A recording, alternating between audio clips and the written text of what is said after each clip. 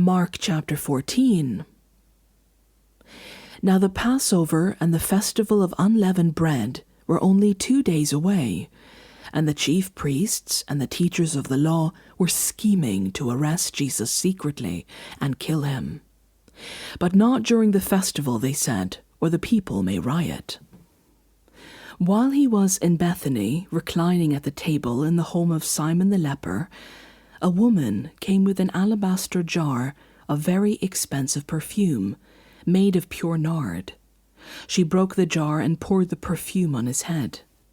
Some of those present were saying indignantly to one another, "Why this waste of perfume? It could have been sold for more than a year's wages, and the money given to the poor." And they rebuked her harshly. "Leave her alone," said Jesus. "Why are you bothering her? She has done a beautiful thing to me. The poor you will always have with you, and you can help them any time you want, but you will not always have me. She did what she could. She poured perfume on my body beforehand to prepare for my burial. Truly I tell you, wherever the gospel is preached throughout the world, what she has done will also be told in memory of her." Then Judas Iscariot, one of the 12, went to the chief priests to betray Jesus to them. They were delighted to hear this and promised to give him money. So he watched for an opportunity to hand him over. On the first day of the festival of unleavened bread, when it was customary to sacrifice the Passover lamb, Jesus' disciples asked him, "Where do you want us to go and make preparations for you to eat the Passover?" So he sent 2 of his disciples, telling them, "Go into the city, and a man carrying a jar of water will meet you. Follow him. Say to the owner of the house he enters, 'The teacher asks, where is my guest room, where I may eat the Passover with my disciples?' He will show you a large room upstairs, furnished and ready. Make preparations for us there." The disciples left, went into the city, and found things just as Jesus had told them. So they prepared the Passover. When evening came, Jesus arrived with the 12. While they were reclining at the table eating, he said, "Truly I tell you, one of you will betray me, one who is eating with me." They were saddened, and one by one they said to him, "Surely you don't mean me?" "It is one of the 12, he replied, "one who dips bread into the bowl with me. The Son of Man will go just as it is written about him, but woe to that man who betrays the Son of Man. It would be better for him if he had not been born." While they were eating, Jesus took bread, and when he had given thanks, he broke it and gave it to his disciples, saying, "Take it, this is my body." Then he took a cup, and when he had given thanks, he gave it to them, and they all drank from it. "This is my blood of the new covenant, which is poured out for many," he said to them. "Truly I tell you, I will not drink again from the fruit of the vine until that day when I drink it new in the kingdom of God." When they had sung a hymn, they went out to the Mount of Olives. "You will all fall away," Jesus told them, "for it is written, 'I will strike the shepherd, and the sheep will be scattered.' But after I have risen, I will go ahead of you into Galilee." Peter declared, "Even if all fall away, I will not." "Truly I tell you," Jesus answered, "today, yes, tonight, before the rooster crows twice, you yourself will disown me 3 times. But Peter insisted emphatically, "Even if I have to die with you, I will never disown you." And all the others said the same. They went to a place called Gethsemane, and Jesus said to his disciples, "Sit here while I pray." He took Peter, James, and John along with him, and he began to be deeply distressed and troubled. "My soul is overwhelmed with sorrow to the point of death," he said to them. "Stay here and keep watch." Going a little farther, he fell to the ground and prayed that if possible the hour might pass from him.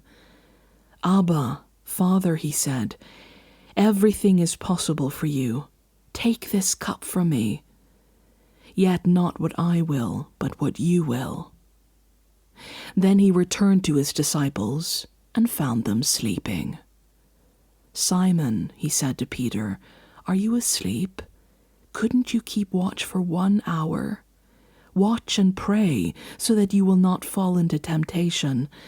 The spirit is willing, but the flesh is weak." Once more he went away and prayed the same thing. When he came back, he again found them sleeping, because their eyes were heavy.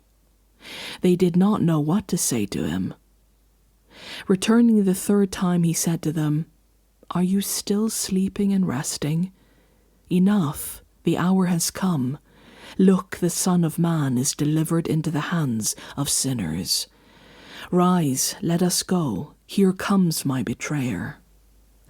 Just as he was speaking, Judas, one of the 12, appeared. With him was a crowd armed with swords and clubs, sent from the chief priests, the teachers of the law, and the elders. Now the betrayer had arranged a signal with them. "The one I kiss is the man. Arrest him and lead him away under guard." Going at once to Jesus, Judas said, "Rabbi," and kissed him. The men seized Jesus and arrested him. Then one of those standing near drew his sword and struck the servant of the high priest, cutting off his ear. "Am I leading a rebellion," said Jesus, "that you have come out with swords and clubs to capture me?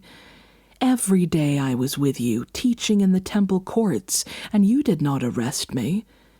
But the scriptures must be fulfilled." Then everyone deserted him and fled. A young man, wearing nothing but a linen garment, was following Jesus. When they seized him, he fled naked, leaving his garment behind. They took Jesus to the high priest, and all the chief priests, the elders, and the teachers of the law came together. Peter followed him at a distance, right into the courtyard of the high priest. There he sat with the guards and warmed himself at the fire.